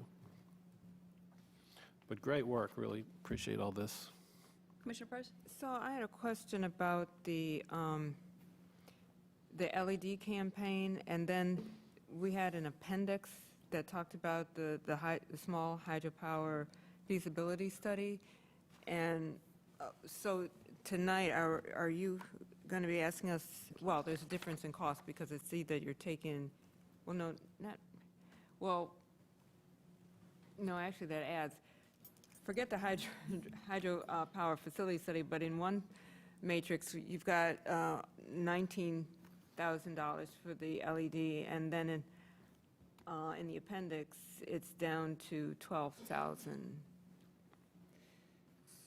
So, Forgive that error. I should have updated the costs in both places.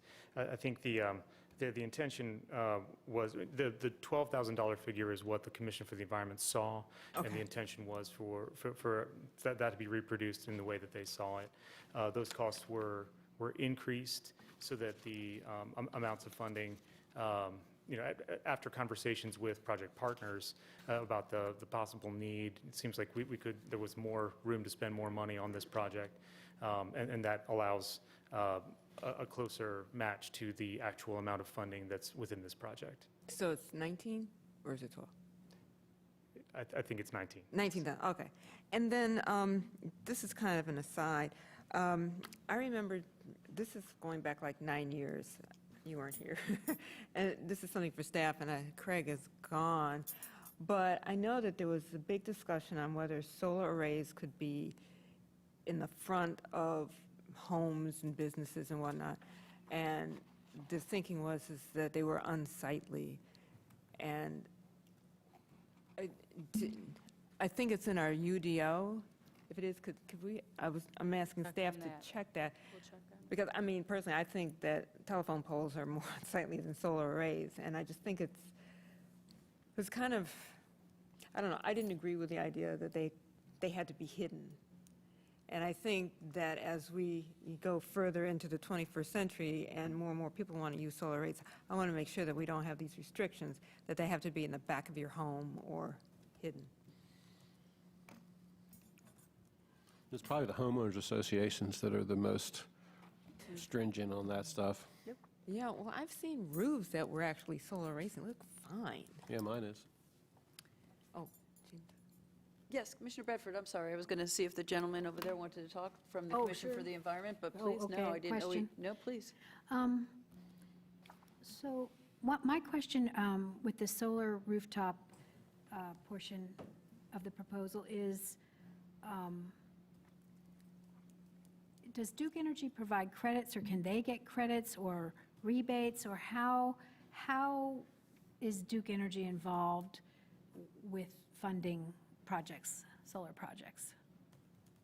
So there is currently a rooftop solar rebate, and it's the highest amount of funding it's available. Excuse me. The rebate program is available for residences, businesses, and governments and nonprofits.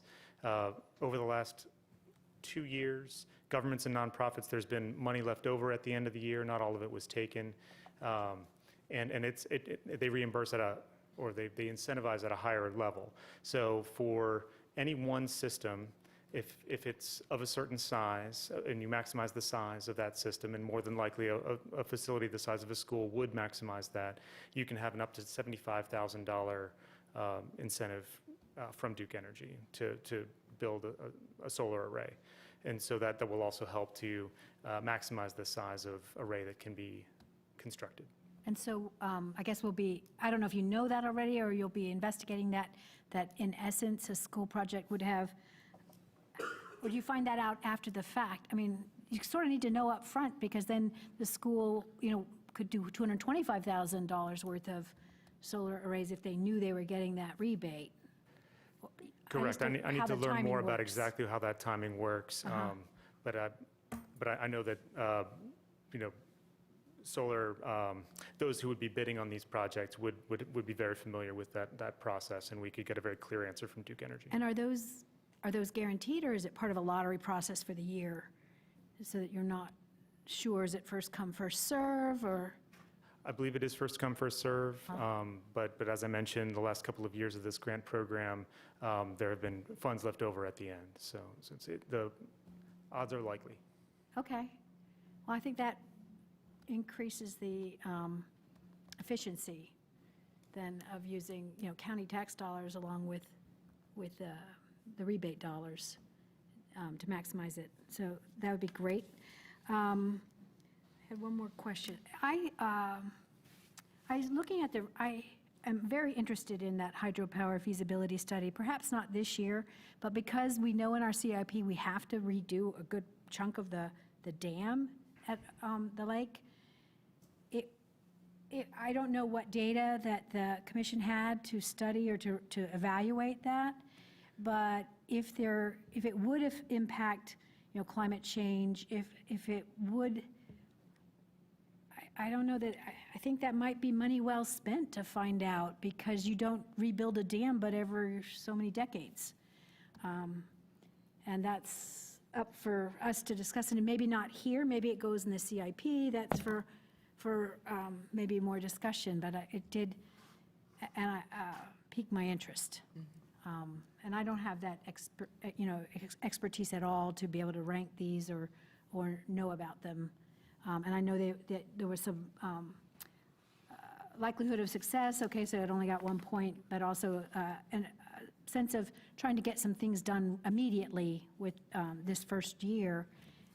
But taking a little bit longer perspective could pay off too. I don't know. So if you have more thoughts, or if the commission wanted to offer more advice on that, I'd be very interested.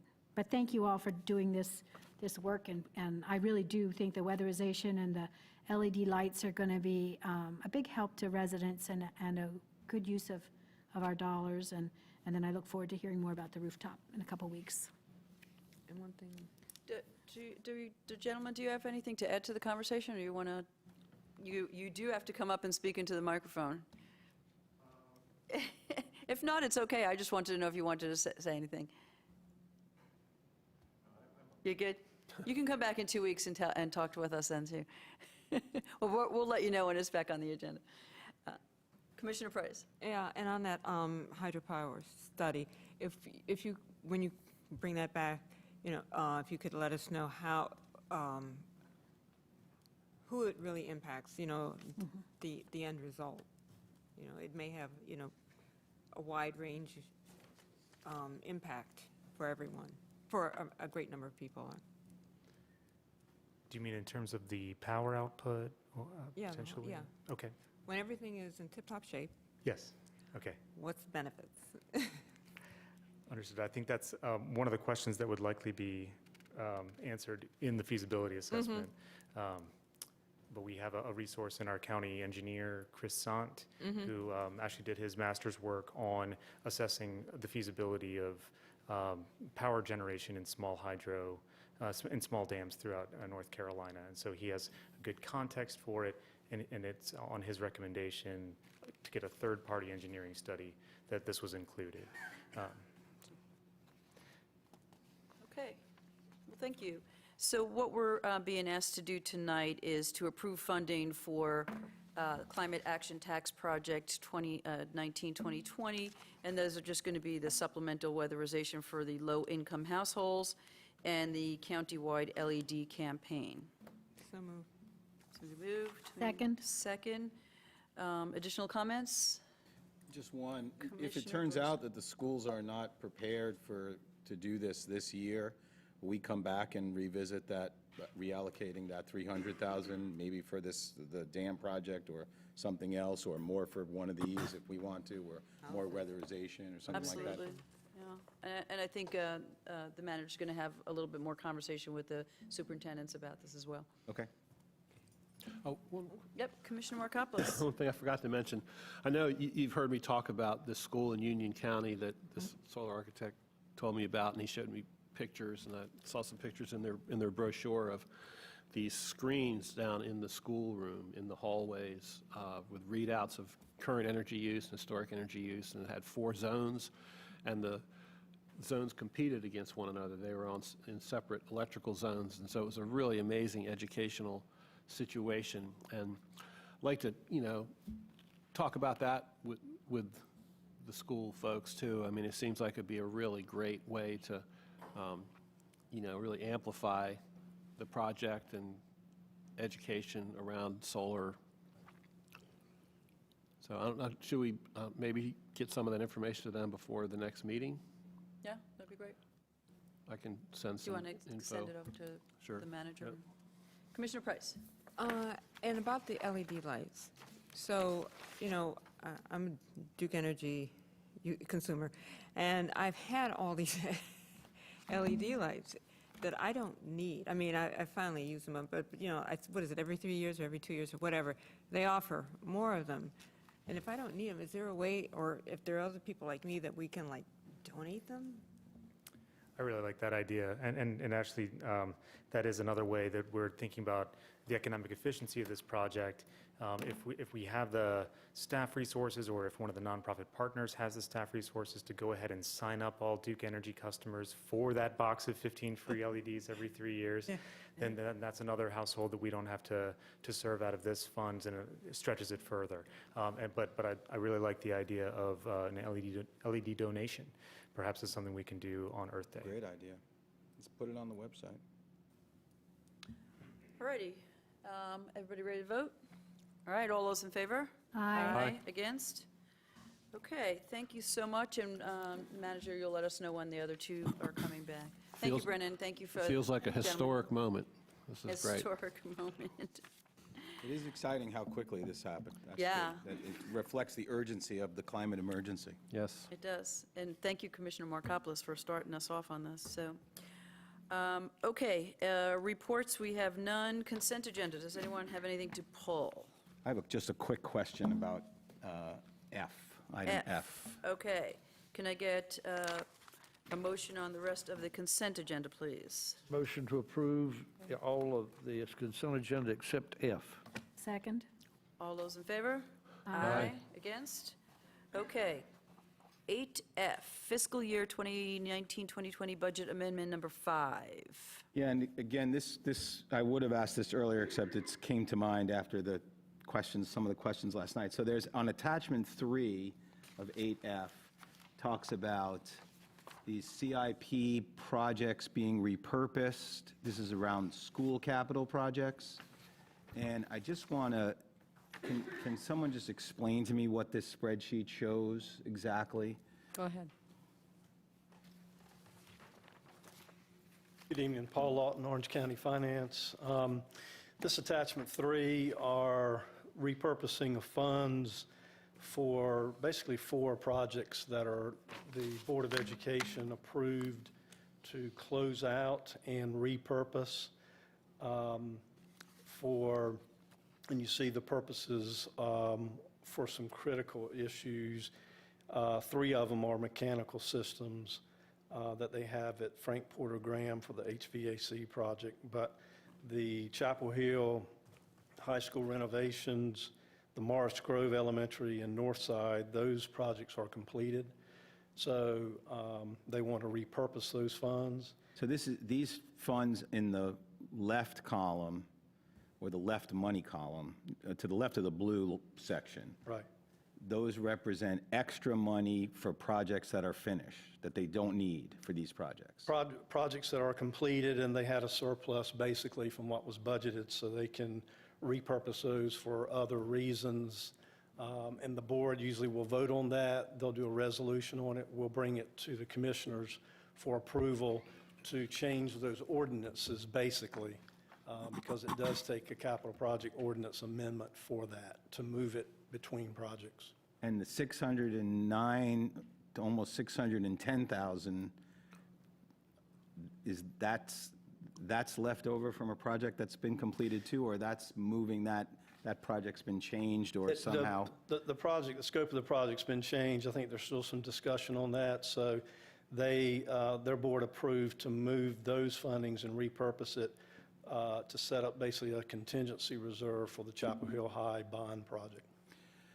So this is a point, again, that's been coming up in the context of conversations people are having. So it would be, I think, helpful for the public and transparency and everything else to have a little more information in these forms. So like this transportation center project, you know, having a couple of sentences about what that means, you know, just reminding us what the project originally was, what the 610,000 was going to be used for, and whether, you know, whether what it's going to, if it's not done, if it's not like one of these other ones where there's a surplus, does that mean the original project has been abandoned? Does it mean it's been like we do in our CIP, that it's been pushed out to year 3 or year 4, or just having some understanding?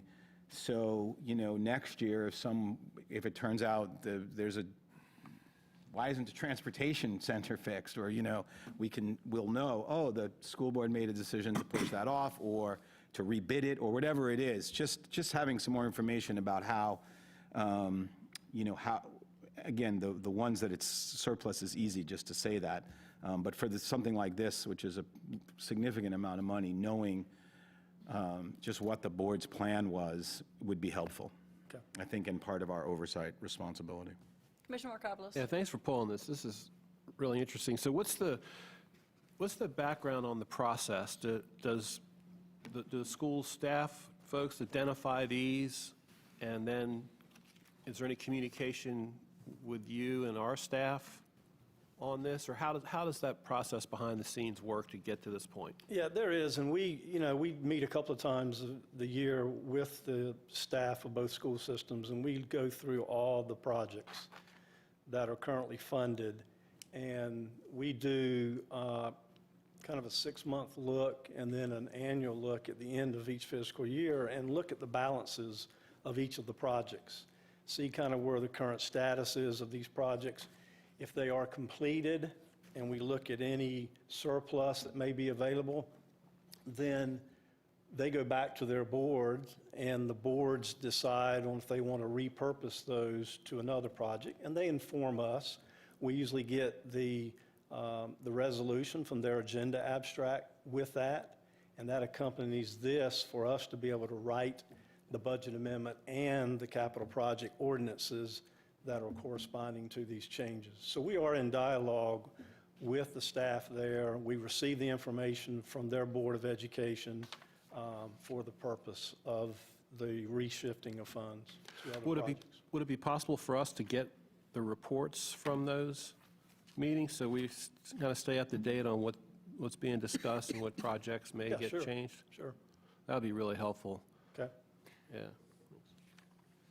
Commissioner Bedford, yeah. I just can't help myself. I have to offer up some history here.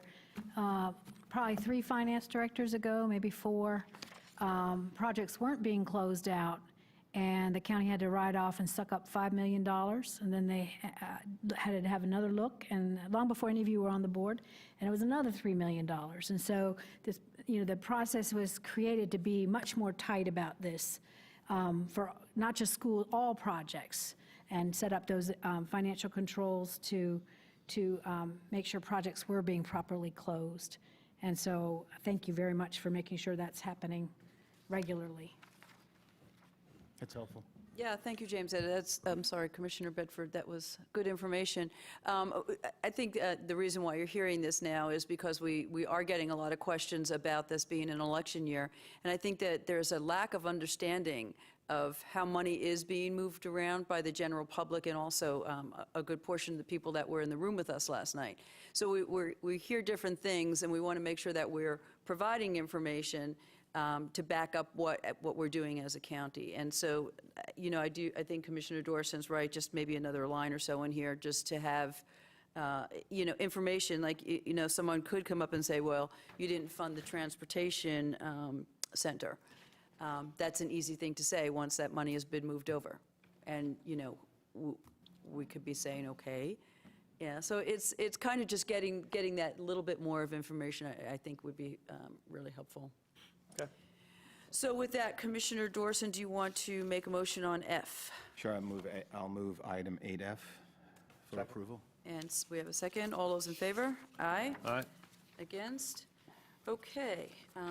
We have the county manager's report. Thank you, Madam Chair and Commissioners. Is this working? Well, I have a loud voice. You have to scream.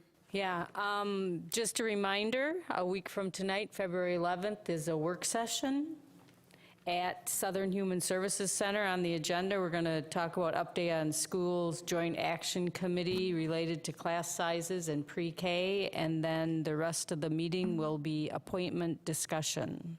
And that's February 11th, 7 p.m. at Southern Human Services. And that concludes my report. Good, because your mic just died. Yeah, it did. County Attorney's report. Nothing tonight. Nothing tonight. Okay, we have no appointments. Folks, we have information items. Commissioner McKee already brought one of those to our attention. And then closed session we don't, so we need a motion to adjourn. So moved. Second, anyone? Second, sorry. All right. All those in favor? Aye. Aye. No one was following up. No. One of those meetings we Good night, change the y'all. Thank you. location.